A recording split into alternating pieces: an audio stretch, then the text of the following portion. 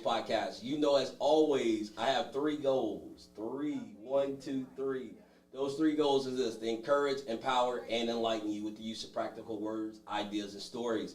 Listen, typically, you've seen this lady sitting on this side and having somebody else, but I thought it was only fitting that we would take the time to sit down, especially in the holiday season, because her message is super duper prevalent. I believe not only in the holiday season, but this is when it's sometimes at its highest, right? So we want to make sure that we take the time to give her the platform that she can share her jewels, she can share her stories, her information, her insight, all of those things, man, to help somebody else live another day. I'm talking about my dear friend, someone who's literally known me since I was a young boy, someone who watched me grow up, but not only did she watch me grow up, I watched her grow and blossom and become who she is now, because when I met her, she was a hairstylist. She's a mom. You know, she is just phenomenal. But now she's transitioning into a whole nother phase of her life. And so we're going to talk about that today. We're going to talk about the backstory. We're going to talk about her present. And then we're going to talk about her future. I'm talking about my dear friend, dear friend, Miss Gail, Estella. Gail, tell the people who you are in better detail than that. Hello, everyone. And thank you. I remember him this high. As he said, my name is Gail Estella. I like to start off with I was a victim, now victor, and now an advocate against domestic violence. And I guess maybe 3 or 4 years ago, Okay. my spirit started wrestling with me because I'm a 30-year domestic violence survivor, and I'm also a 30-year abuse. Substance abuse. Substance abuse survivor. And God started wrestling with me, my spirit, and he told me it was time to tell my story, because for so long I was embarrassed of my story. For so long I held myself in this box. Okay. And God told me it's time to come out, because someone needs to hear my story. Someone else needs to be set free. Yeah. So this is what I'm doing now. Cool. She said something that was super profound. Like, before we got started, we always come in, we just kind of do different things just to get comfortable. And we were talking, and I was sharing with her. I said, you know, there are times in our lives when we realize, as unfair as it is, that we live a life that's not just for us, right? And so she said 3 years ago, God started wrestling with her. And, you know, if you follow me on any of my social media platforms, you know I'm an elder in the Lord's church. And one of the scriptures I always tell people is Jeremiah 29:11. For I know the plans I have for you, declared the Lord, plans to prosper you and not harm you, but to give you hope in the future. And sometimes in our lives, we go through these moments, we go through these periods where we're looking like, God, there is no way in the world any good could come out of this, right? Yes. I know you probably heard Romans 8:28 that says all things work together for the good, right? And you go through this stuff, and you're just like, man, this stuff is not working for the good. Like, I'm ready to move. But then 3 years ago,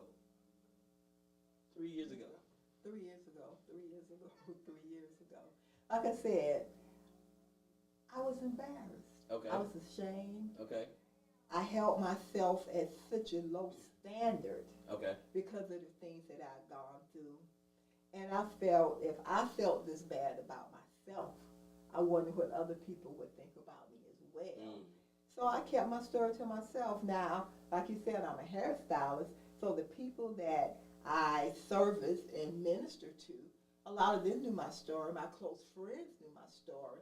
But for the masses, I just didn't feel it was time.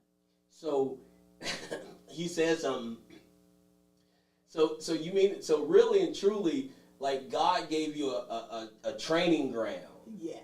Like he gave you a place to perfect your story, right? Perfect my platform. Yeah, I like that. Because I'm real big on words, because I told you guys earlier, words and ideas. She said, perfect my platform. We're going to get into that. We're going to get into that. That's, I think, part 2. Part 1, man, tell us your upbringing. Tell us, you know, like, who is Gail? Like, tell us the little stories of Gail. I am the oldest child. Okay. Of Sergeant Deacon Willie L. Wright. All right. And my father was a military man. Okay. So a lot of times he would go overseas, and we would have to stay with my grandmother in Chester. And for me, I always had a hard time when my father would leave and come back. or we would be stationed at another place. I'll have to lose my friends, make new friends. And this was very hard for me to adjust because a lot of people think I'm an extrovert, but I'm really an introvert. Okay. You know, I have to be an extrovert because of my profession, but I am really an introvert. I'm okay.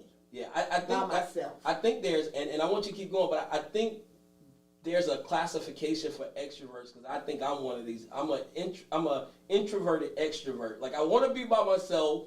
I'll hang with you. I'll do all that stuff. But if I had my choice, I want to just be at home. I could be by myself all day, any day. So you said your dad was a military guy, man. That had to be a blessing and a curse. It was. It provided a stable household, Okay. a stable income. Okay. You know, we had a 2-parent family, but anytime my father would leave, there was a void. And I didn't realize that as a kid, but, you know, once I became an adult, I think about what caused me to make some of the decisions that I made was the fact that absence of my father. And so with him being gone, I think it made me hold on to relationships longer than I should have. Okay. Because I just wanted that person there. Yeah. And it made me feel insecure because of him not being there and just getting to have to know people, having to step out of my comfort zone to get to know people. But what it did, I would get to know people, but I became a chameleon. I became whoever I needed to be around certain people. Okay. I never was really me. Okay. I was never really me because I felt would I be okay being me? And a person asked me this question because I like to take my story back to 11 years old. All right. At Fairwell Middle School. And I remember going to this middle school for the very first time. And I remember seeing these girls sitting on a hill. Okay. They had a light complexion, they had long hair, and they had boyfriends. And I immediately felt ugly. Okay. I felt insecure, and I compared myself to them. I had the light complexion, but I didn't have the long hair. And I equated long hair with being pretty. Okay. So I didn't feel I was pretty. So let me ask you a quick question. So, with your dad, what year? Now, if I asked him, he could tell me all the way down to the date, the minute, the second. Because you know how when they like, I served this country for How old was he? How old were you when he finally came home? We retired. My father retired in 1972. I was 10 years old. We moved from Chester and we moved to Columbia. Okay. And that was an adjustment. Okay. Because for so long, a lot of times, we had a fatherless household unless he came home on leave. Okay. So we had the leisure of just doing what we wanted to do. And then when my father retired and we moved, there was all this structure in the household. Yeah. You know, my father is 10 years older than my mother. Okay. And then he's a military man. Okay. And he's a father of only girls. Okay. So my father basically was the king of his castle. Okay. You know, and so that was a hard adjustment, Yeah. even with him being home all the time. Because I wanted to, because I believe, and I was going to post something on social media today. I'll probably do it later on tonight, or probably tomorrow at this rate. But I was going to post something that was geared towards entrepreneurs to say, what was your entrepreneur story, right? Like there's something that sparks the entrepreneur part in us. But I also believe that there's a story from our childhood that's affecting our current situation, and has the power to affect our present. And that's why I wanted to ask the question, when did you come home? Because at the age of 10, like when you're like 5 and 6 and 7 and 8, when you're trying to figure out life and he's, having to be deployed, that can be tough. It was tough. And I can remember my father coming home, and this was before social media. This was before technology. So we didn't get to FaceTime. We didn't get to talk to him on the phone. He would write letters. He would send presents. We got to do all those things. And then all of a sudden, he was home for 6 weeks. And it probably took a week or two to get adjusted to him being home again. Because I can remember my father coming home, and I'm standing there, and he's like, "Come give your daddy a hug, girl," and I'm like, I was a shy kid. Yeah. And I remember hugging him, And then when we warm up to him and get acquainted with him being home again, it's time to leave again. So let me pull a layer back. Okay. All right. Go ahead. You said he would come home and say, "Give me a hug, girl." I can only imagine a young girl who has not seen their dad on a consistent basis, right? Like that absence. And granted, it was for a great cause, so we shout out to all military people, right? But he was gone for a good cause, but there was still this like how do I interact with you? Like, how do I deal with you? Because like I really don't know you. Yeah. I haven't seen you in 7, 8, 9 months. And so what happens then, and people don't understand how those moments, right, can shape a young girl's mind. They can shape a young girl's heart, right? And so now as you're going into, you know, the 11-year-old girl that sees the girls with the long hair and they got the boyfriends. Let's talk about how that come give me a hug girl and seeing the 11-year-old girls with their boyfriends, you not having the long hair, feeling not pretty, what did that do to you when the first guy showed you attention? Because there's a couple of different dynamics in there. Yeah. Clingy. Okay. Clingy. Holding on too long. Okay. Staying too long. Okay. Not choosing Okay. the right person. Okay. You know, Because they chose you. Yeah, they chose me, but Yeah. me not Yeah. having the confidence to be like, nah, it's not right. Yeah. You know, you're Yeah. not right for me. Yeah. You know, let it go. Because Dad was gone. Yeah. So now you know, here's someone that's you're here. like I gotta keep you. Yeah, someone's like, you ain't going nowhere. Yeah, so I'm holding on to Yeah, you. yeah. And we talked about grace Yeah. earlier. Yeah. And not even knowing what grace was at the time. Right. Giving too much grace. Accepting too much. Yeah. Accepting the unacceptable. Okay. Okay. Accepting the unacceptable. So that first guy, you know, came and, you know, because of that, and because what I want people to really understand, and you're going to dig a little bit to it, more into it in probably part number 2 or 3, is that people have to understand that a lot of the reasons why you are the way you are today is because of yesterday, right? Mm-hmm. And if yesterday wasn't healthy, you can't expect for today to be healthy, right? Like it can be if you do the work. If you do the work. But most people don't do the work. And do the work, but even before you can do the work, you have to acknowledge it. Yeah. You got to acknowledge. Acknowledge. Because you don't see anything wrong. You just see, okay, this dude likes me. I remember my dad loves me, but he ain't here. Mm-hmm. So if this dude loves me, he could have chose somebody else, but he loves me, so I'm gonna hold on to him. And now that I'm holding on to him, you know, like you're not in a mental space to acknowledge that, yo, like, no, this is not good. Mm-hmm. This ain't good. Mm-hmm. Yeah. Yeah. And you stay. Yeah. What was your teenage years like? I had fun. Okay. Rebellious. Okay. Exciting. Some of it was sad. Some of those years were sad. Looking back now, thinking things that I could have done differently. Okay. Or should have done differently. Okay. Could have done differently. I had a good teenage life, but a lot of it I could have done more of the things that was expected of me to do than I did. Because I was that kid, I broke curfew, you know. Again, military dad. Yeah. You at home by 11 o'clock, you know. Or Dad, I don't care what other people doing, you're not going to be out all night, you're going to be at my house at 11 o'clock. So once again, not feeling secure enough, everybody else is out, I don't feel secure enough to say, I need to go home. Yeah. If I don't go home, I'm going to be on trouble. punishment. Yeah. I'm going to be on punishment. So I would just take the punishment. Yeah. And each time I would say, I'm going to be home the next time. And it was a repetitive cycle. And I think about all of those things now. Why didn't you go home on time? You had a curfew. Why didn't you go home on time? And a lot of it because I just didn't have the confidence to walk away from everybody else. I thought I was going to miss something.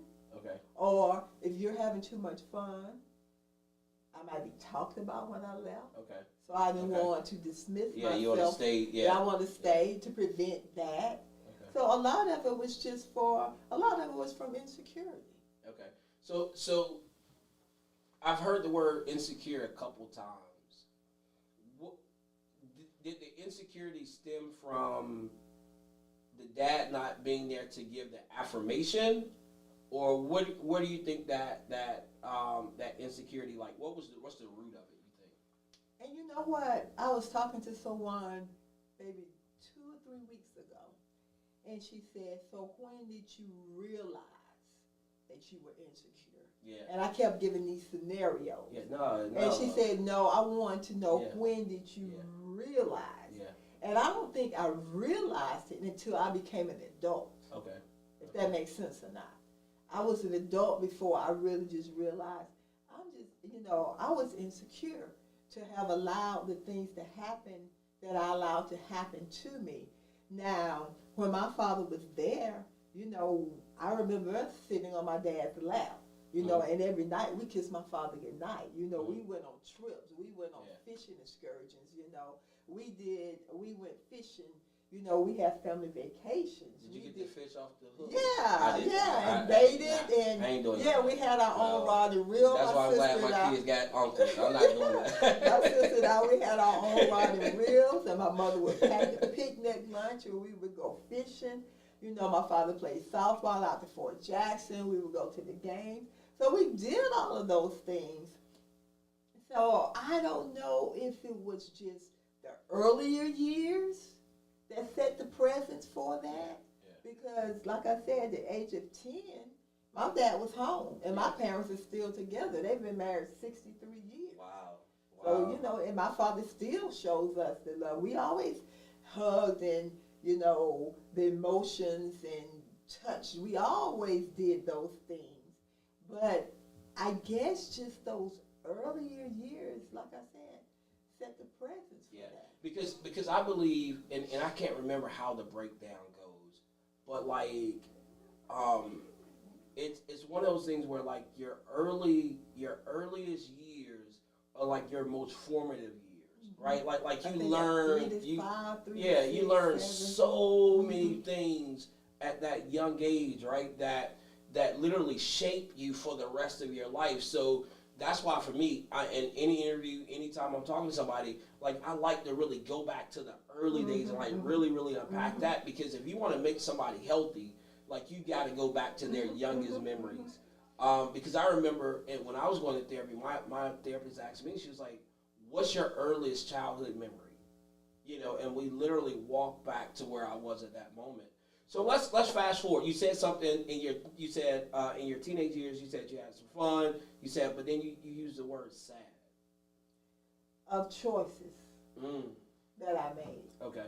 The choices that I made. Accepting the unacceptable. Okay. So that would be the sad, or not doing what I knew I was capable of doing. So let me ask you one question. So, because we're still in this early stage, because you're talking about how you were different. Like, listen, if you want to see somebody that's, how old can I say age? 62. If you want to see, I'm going to say 60 because it sounds better. If you want to see somebody that's 60 and fly, this is the flyest woman I know. Every time I see her, from the hair to the outfits to the jewelry she's wearing, all those kind of things. Tell us about this creativity from a child. Did you have, because you said chameleon. Yes. So, yeah. And so even with that, I can remember stepping outside of the box with my style of dressing and not being understood. Okay. I understood it. I could see the colors and the prints and the patterns together, but just not necessarily being understood.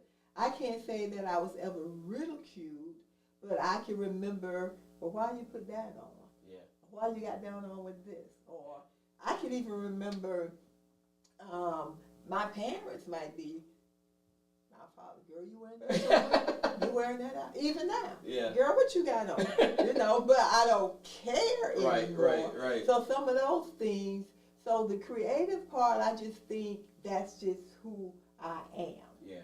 Anything that I could create from clothes to hair, interior decorating, design, you tell me something, my mind can see it. Listen, y'all, I'm not sure which one's going to come out first, but listen, we just did something. So me and Gail, we was working on a project, and we walked out of my podcast room, and she saw, like, this backdrop, and, like, within 2 seconds, she had a whole skit, a whole everything planned. And so you guys are going to see that. Shout out to her, to the guy who plays her husband in that part. It's not a real husband, it's somebody that played the part. But and that just speaks to your creativity, right? Like you walked out and you instantly saw something and boom. It's like boom, it was there. And so when people ask me, what are your strengths? And I now embrace that. Yeah. I embrace that because I realize now that God gives us all different gifts, and He gives them to us for a reason. Yeah. Now, I might not be the mastermind behind the technology, I might not be the mastermind behind the book part of it, but I can give you an idea, and I can know how I want it to be done.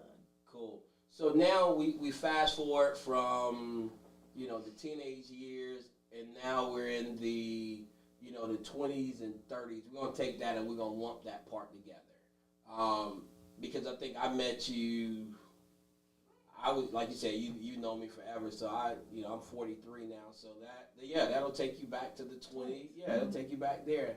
And I saw you, at, what was the name of it? Antonio's Hair Design. And you were in there doing hair, and then I remember you and my Aunt Lisa was doing hair at, what was the name of that shop? Sheer Images. Yep. So I remember all of that. Let's talk about now you're coming into adulthood. You're coming into your womanhood, and you're developing and you're growing and you're maturing, but you still have these unhealed wounds or scrapes or scars. Those wounds and scars allow me to become abused. Okay. I was in a domestic violence relationship. I stayed in that relationship for maybe 3 years. Okay. Stayed in that relationship 3 years. Again, so we talk about the insecurities. Yep. I can remember the first time I met this person, and there was an instant attraction to him. And the person that I was with, he was attracted to her. Okay. And she was the girl with the light complexion, the long hair. Okay. And all of a sudden, those same feelings of, I don't feel pretty. Right. Why did he choose her instead of choosing me? And eventually, we became a couple. And I talk about don't ignore the signs of domestic violence, because it was rumored that he abused his girlfriend that he had at the time. But in my mind, it didn't matter because it wasn't me. Okay. It wasn't going to happen to me, but it did. Okay. And the first time it happened, I can remember the first time it happened, and afterwards he apologized. And I told myself, well, he told me it's never going to happen again. And that's the honeymoon stage, The perpetrator or the abuser, they're apologetic. They can give you anything. Baby, I love you. It's not going to happen again. Just don't leave me. We're going to be good.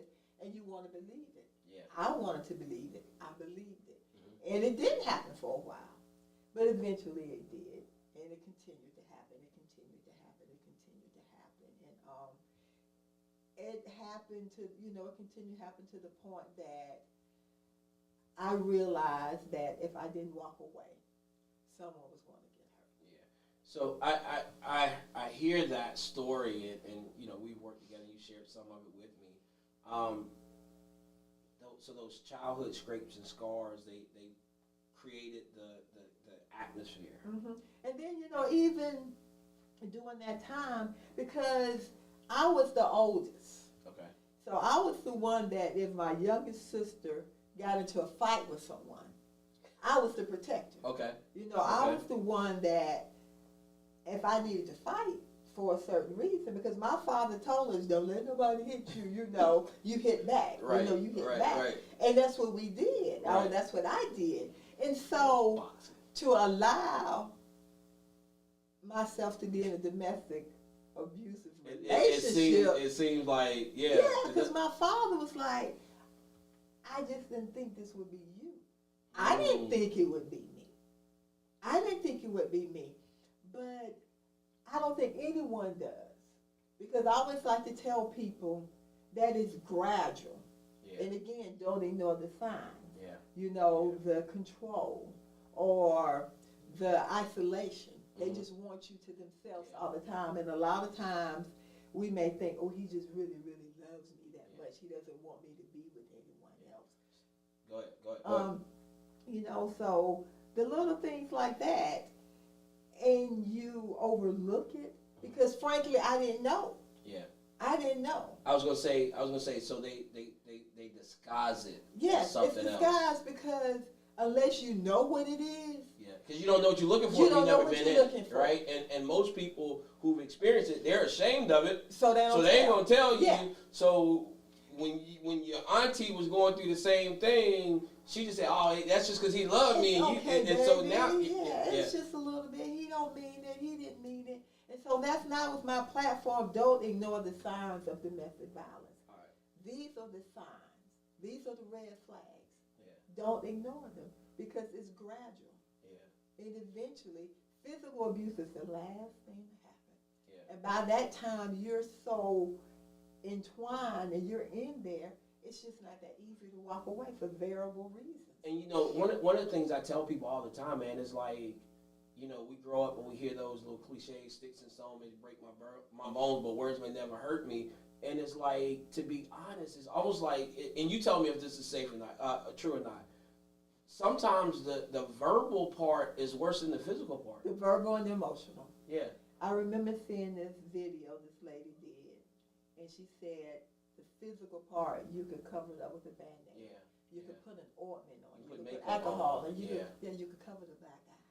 But what about that emotional part that you can't cover? You can't do anything. That, you know, being repetitively told that you're nothing, or no one's going to want you, or you're not smart enough, you're not pretty enough, you're not smart, you know, you're too thin, you're too fat, you did da. And these things begin to stay with you. Yeah. And it takes time for you to know, I am fearfully and wonderfully made. Yeah. You know, this is not, I am not who you say that I am. Yeah. So the emotional part, that's hard. And that's why I named my company what I named it. That's why I named my company iamdemorrious, right? Because for me, I remember I was a kid who, and I forgot to put my contacts in the day, and I'm sitting here like, I hope there's no glare in my glasses, all this kind of stuff. But like, I was a kid who had the thick glasses, right? I'm gonna edit that part out. I remember, but I had the thick glasses, right? I had the gap, and I remember just like, you know, being so different from everybody else. You know, some of my colleagues, they, you know, or peers, their parents took them to get braces and all this kind of stuff, and you know, like, so I felt that, right? I felt that same way. I'm just like, I'm not, you know, of course I wouldn't say pretty, but I was like, I'm ugly, right? And so I went through it, and I remember that psychological stuff, but I remember, you know, one day God was like, you're who I made. But before we dive into that, because you said something I had never heard before. You said, my daddy said, I never thought you would be in a relationship like that. How old were you when your dad found out? Or how did you tell your dad? Let's deal with that. Let's deal with two parts. Let's deal with how old you were when you told your dad, and then let's talk about how you told your dad. I never told. It began to tell itself. Because we talk about the isolation. I lived in Columbia. My parents were in Columbia. I was in Charlotte. So if I went home, he went home. Where he went, I went. Where I went, he went. Your actions. Okay. I'm not talking to you on the phone as much. I'm not going to work as much because I might have been and Yeah. the relationship might have happened and not going to work as much. And I might think that Angie might have called my parents, Angela Williamson. Shout out to Angela Williamson. Listen to me. Tell, you need a friend. tell. You need a friend Yes. that's willing to say, you know what? I don't care if you don't like me tomorrow. I love you enough to try to save your life. Yes, tell somebody. If you know a person that's in a domestic abusive relationship, tell on it. Yeah. Tell on it. And so mine has been Angie. And I can remember going to work one day. I might have been limping. I don't know what it was. And I made up an excuse. Mm-hmm. And Beverly said, something's not right, Gail. I remember Beverly saying, something's not right, Gail. And later on, I remember telling Beverly, if I don't come to work, call my parents. And this was a particular day that I didn't go to work. And they called my parents. And my father came. And he brought me back to Columbia. But it didn't stop. It didn't stop. So you hide. Not only are the abusers liars, we as the victim become liars as well, because we don't want you to know. Because if you know, you're going to form an opinion about the person, you're going to form an opinion about me, and you're going to form an opinion about the relationship. All I want is the abuse to stop, and then we could live happily ever after. But if you know, you're going to interfere with this. And because if truth be told, there's usually never a happily ever after. Very seldom do I know of a person that was in a domestic abusive relationship and they're still with their partner, unless they stayed and they stayed and they stayed. Yeah. And the partner might have gotten sick, ill, old, spiritual, because we know God can change some stuff. can Yeah. change some Yeah. things. Yeah. But it usually happens. It's usually bad. You guys can't see it, but I got emotional when you said, if I don't come to work tomorrow, call my parents. Call my parents. So they would know this is what happened and this is who did it. So yeah.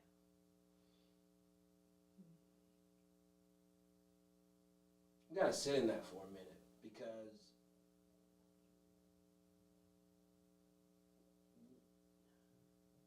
at that point you didn't care about the opinions of your peers. You didn't care about what anybody thought. You literally like, I'm gonna lay it all on the table. Yeah. If I don't come to work. You begin to get tired. You begin to get tired. And then again, that word acknowledgement. At some point, you have to acknowledge. So do you think that was the turning point of the acknowledgement, or did you acknowledge it before that? Because that's a powerful statement to say, if I don't come to work, call my parents. That's like a huge sign of acknowledging that something that you're enduring is not right. I probably acknowledged it before. Okay. But then I accepted it. You accepted it. That I'm in an abusive relationship. And it is an abusive relationship. I had to call it.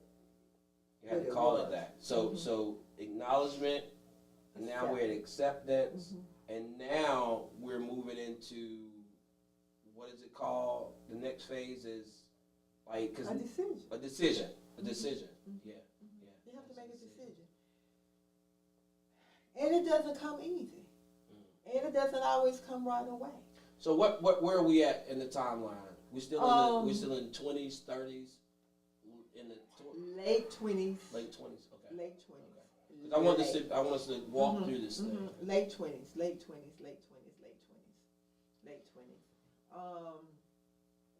The decision. It seems like I would be at work, working, and every day on the news, I heard something about domestic violence.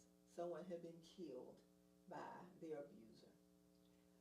I remember an episode on different world. Yep.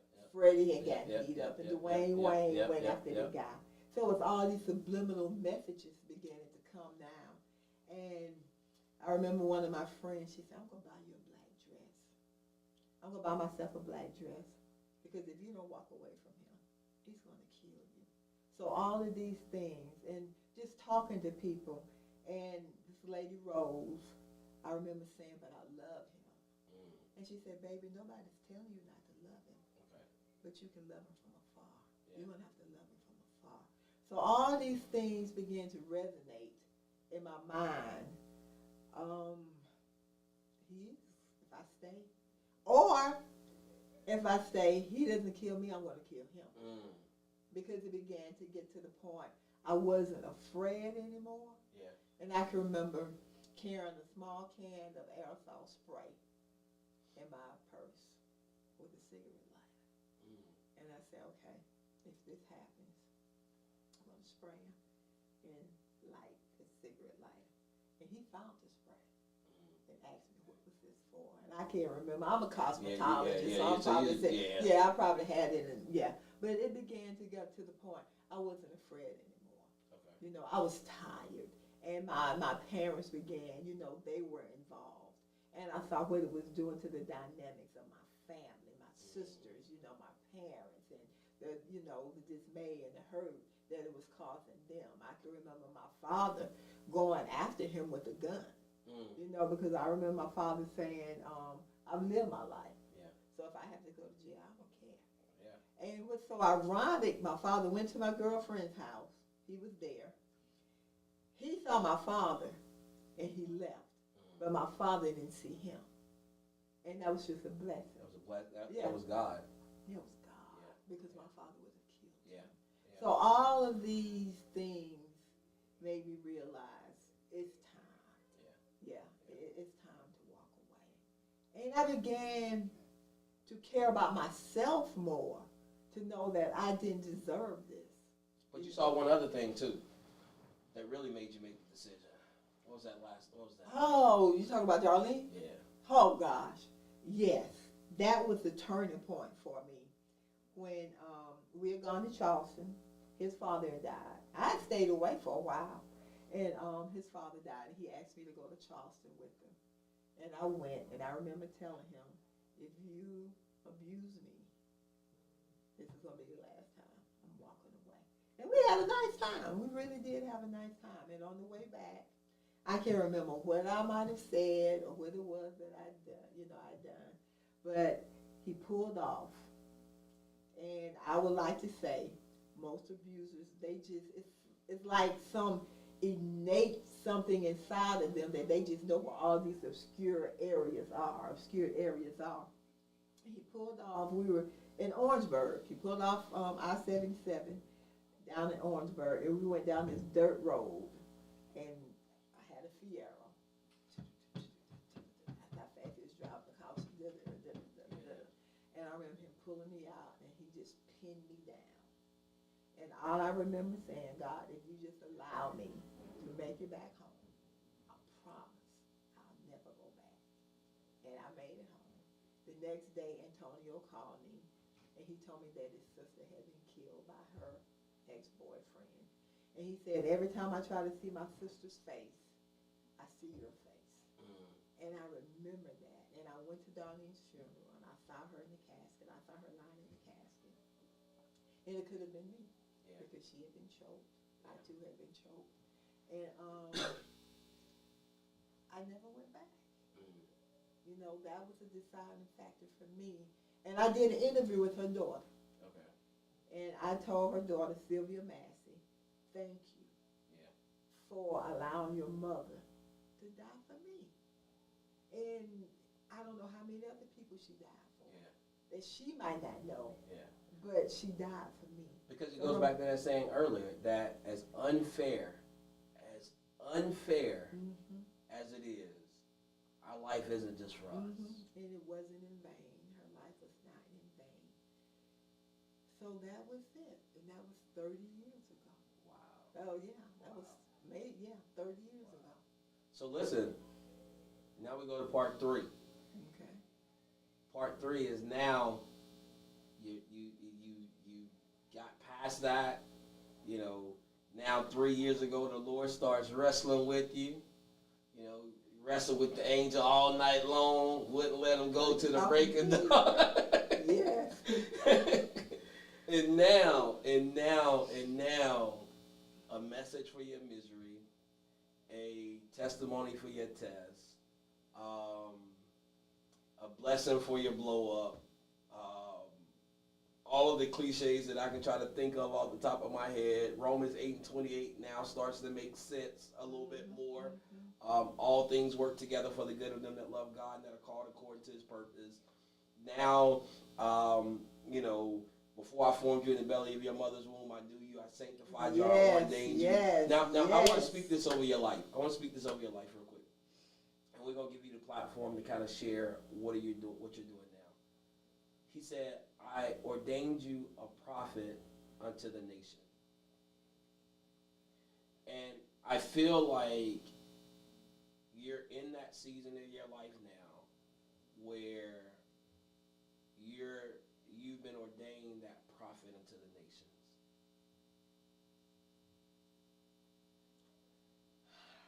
You're that prophet to the nations now. And that's big, but I'm ready. Okay. You know, I told God, I'm ready. Yeah. It doesn't matter what anyone thinks about me. Yeah. It doesn't matter what anyone feels about me. It doesn't matter how anyone perceives me. Yeah. I'm ready. Because over 4,000 women per year die from domestic violence. And that's all that we know. Every 30 seconds, a woman is being abused. And men are too. You know, but right now we're talking about women. Every 30 seconds, a woman is being abused. 1 in 3 women would be abused in their lifetime. So when we're talking about abuse, we're just not talking about physical, like I said before. That's emotional, that's psychological, that's verbal, that's financial. Yeah. You know, and so many men are withholding monies from their wives, control. Yeah. Then they're sexual, coercing their partners or wives to do and perform acts that they don't feel comfortable with doing. But if you really love me, you'll do it for me. Yeah. And now we have technology, and that's big with the kids. You know, all these social media and taking pictures, stalking. Yeah. You know, there's so many forms to this. So when we just think about physical, or a person being like, oh no, I'm not in a domestic abusive relationship, but you very well may be, because if you're not getting hit, you don't think you can still be abusing those other men. You're still being abused. So if I can help another little 11-year-old girl feel pretty, and I started Gail Estella Presents the Ball Bold and Beautiful for that reason.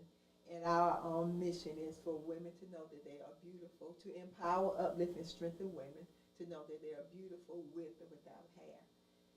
So another little girl may not feel ugly because she has short hair. Because we went down that slope. We went down how that little girl that you were, the teenage years you experienced, the 20s, the 30s, and how all that trauma happened, all because of some seeds that were planted in that little girl. And then a lot of them were seeds that I planted. I said to myself. And I can remember being at work one night, because I had grown locks, and my locks were here. And I remember looking in the mirror, and I felt so tired and ugly. Okay. With all this hair just weighing me down. And I just began to cut and cut. And as I was cutting, I was crying. I was crying, I was cutting. I was crying, I was cutting. I didn't cut them all off at one time. I maybe went to here, and then here. And then, to where you are. And to where I'm at. So a lot of people are going to see this interview, and a lot of people are going to see themselves in this interview at different phases. I love your introduction. You went from victim to victor, and now an advocate against domestic violence. What are you doing with that? Let's talk about what's your platform. What are you doing? I am interviewing victims of domestic violence. I interviewed an ex-domestic violence abuser, a male. I had the pleasure of interviewing a male that had been abused, psychologists, anywhere in that realm, because I just don't want to interview women that have been abused because it's so much bigger than that. Yeah. I've interviewed psychologists, you know, talking about the mental breakdown of it, you know, all the things that's going on in our heads. I've interviewed police officers. Because that's a whole nother topic within ourselves. How do the police respect the victim, or can we trust them? How many of them are abusers themselves? So I've had the pleasure of interviewing a lot of people. I've gone into the schools talking to teenage girls. Don't ignore the signs of teen dating violence, because parents have a tendency look the other way, you know, and not to point any fingers at a lot of parents, because a lot of times parents are busy, you know, they're working. And that's what I was gonna say. I was like, okay, you out of my hair. They're working. They're not recognizing that little Sally is dressing differently now. You know, she used to be a person that was fully clothed. Now she's provocative now, you know, or she's losing too much weight, or she's gaining too much weight. She was an A.B. student. Now she's failing. She's changing friends. Or she has this little boyfriend that she's with all of the time. So those are things to look at. Are they withdrawn? Are their behavior, you know, is their behavior changing? So those are the things for parents to look at, you know, and even for the kids. You know, the same things go for the kids. Pay attention to the signs. Pay attention. Does he want your code? You know, I hear kids say, well, if you really love me, you'll give me your code. Did you really give him your code to your phone? Yes, ma'am. You know, where are you all the time? Let me see your phone. Give me your phone. Go through your phone. So all those things are, you know, to pay attention to. So I want to catch it before it happens. Just to prevent it, just to prevent it from even happening, from another person to even have to experience it. Or if you are in it, to recognize that you are in it. And again, I said to acknowledge it, accept it, make a decision, and once you make that decision, forgive yourself. That decision comes with that plan. You know, forgive yourself, forgive the other person, and then we have to learn how to love ourselves for allowing these things to happen to us. Man, so the platform, I told you, I believe that God has ordained you as a prophet unto the nations. There's a lot of not only young 11-year-olds that's going to hear this. There's not only teenagers that like you. I want you to hear. I want you to grab that prophecy. I want you to really understand the magnitude of it. When God was talking to Jeremiah, he said, I ordained you a prophet unto the nations. And it was an S on the end. It was plural. Yeah, it was plural. Your work is big. Your call is big. But I know that God has given you time to heal. He's giving you time to go through it. He's giving you time to find love again. He's done all of these amazing things, right? So I know now that you're ready to carry the mantle. Typically, I would say, what's the last leaving, thing that you would give? But I mean, you gave so much. But is there anything else that you wanna leave? It doesn't have to be anything new. It can be something that you echoed earlier. Nothing profound. It's just pay attention to the signs. Pay attention to the signs. Because once you're in, it's hard to get. It's hard. Or if you're in and you've walked away, try your best not to go back. Because it takes the average person 7 to 10 times to walk away and stay away. Yeah. But each time you go back, it gets harder and harder to walk away. And it's going to be okay. And if it's anything else I could say, don't get into a relationship once you get out of your relationship. Give yourself time to heal. Yeah. Give yourself time to grieve. But the holidays coming up, though. Because it's the holidays now. It's the holidays. So somebody had a plan to leave yesterday, but it's the holidays. So, like, I mean, you got on green, I got on red. It's Christmas. I mean. And during the holidays, domestic violence is more prevalent by 20%. Yeah. That's big. It is. Because people don't want to be lonely. Mm-hmm. Women are subjected to financial dependence upon their spouses or boyfriends. I got to take care of the kids. Yeah. There's a lot of drinking and alcohol going on. There's a lot of stress. It may not be enough money. Yeah. You know, there's a lot of stress. And then kids are out of school, people off work, everybody is in this cluster together. And emotions are just everywhere. They're high. They're high. So, just if you cannot go back, just don't go back and don't ignore the signs. And don't ignore the signs, and know that you are worthy. Give yourself time to heal. Yeah. Give yourself time to grieve, because when we think about grieving, we think about death. Yeah. But you haven't agreed with the relationship. Yeah. You haven't agreed the fact that I did love this person. You have to grieve that person that you want. Yeah. Because you have to become a new person. A new person. And you may still love the person. Like I said before, it's okay to love them. No one's telling you not to. Yeah. But you have to learn to love yourself more. Yeah. And then you have to grieve yourself because you're walking into something new. Yeah. And I like to talk about the butterfly, and I know we don't have time for that, but the stages. God is changing you. Allow him to change you. Just roll with it. Roll with it.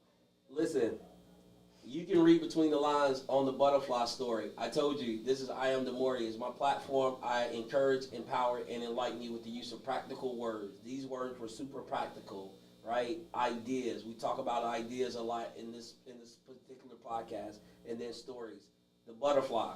God is changing you. The story of the butterfly is going to go through the cocoon. It's going to go through all those moments, and then it's going to come out at the end as a butterfly. Listen, this lady beside me, she's a butterfly. She's a butterfly now. She's a monarch butterfly. No, I don't like the monarch. The monarch is just gold and black. You're like you're a colorful butterfly. So I got to do my butterfly research so I can come up with a better one. But that's who she is. She's Gail Estella. Also, Gail Estella Speaks. Listen, y'all know who I am. But tell them how they can find you, follow you, and all that stuff. Please follow me on all of my social media platforms. Gail Estella Speaks on IG. Gail Estella herStory on IG. Gail Estella Speaks on TikTok. And Gail Estella on Facebook. Like me, love me, comment. And if you are in this relationship or someone that you know, please follow me. Inbox me. Yeah. If you have any questions, feel free to inbox me. Yeah. I'm always available. Yeah. Listen, man, you can follow me. You know I'm at Instagram, Facebook, TikTok, YouTube, all those places. iamdemorrious. I told you, encourage, empower, and enlighten you with the use of practical words, ideas, and stories. Until the next time, I'm going to bring you another hot episode. You know, I only have people that move the needle on here. That's why I don't drop every week, because if it ain't somebody that I feel like has a calling, a purpose, then, you know, I don't rock with them. But this lady does. Gail, I love you. I'm so proud of you. Thank you so much. You tell me all the time that you're proud of me, but I'm proud of you knowing your story and knowing where God is taking you and being able to play a small part in it. Man, I'm forever grateful to play a part in it. Thank you so much for having me. Hey, we'll talk to y'all later. Be blessed. Bye-bye. What do you think? What do you think? What do you think? Talking about what you gonna